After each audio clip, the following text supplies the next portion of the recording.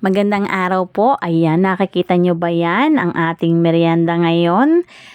Kung meron po kayong mga natitirang taste dyan sa inyong tahanan, gawin nyo lang po ito, pasarapin ninyo para hindi po masayang.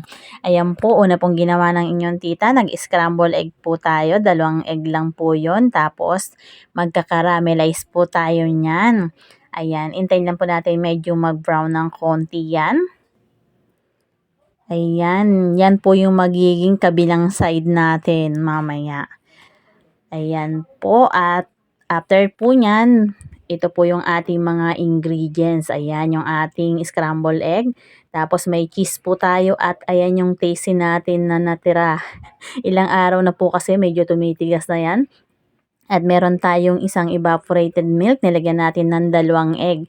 Ayan, mag-start na po tayo. Una pong ginawa natin, yung ating evaporated milk na may egg. Ayan, kanawin natin mabuti.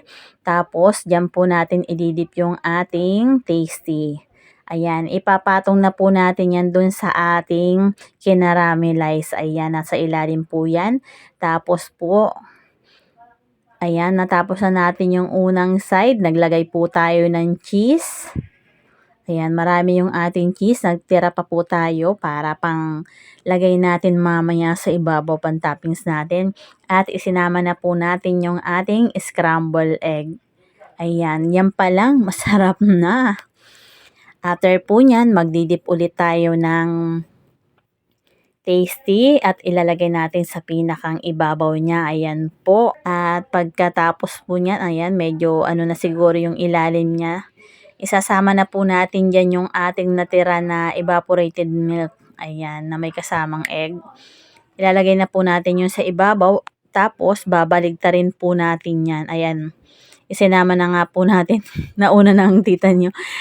After po nyan, babaligtarin po natin yan para yung kabilang side naman po ang maluto. Ayan na po yun, nabaligtad na natin yan.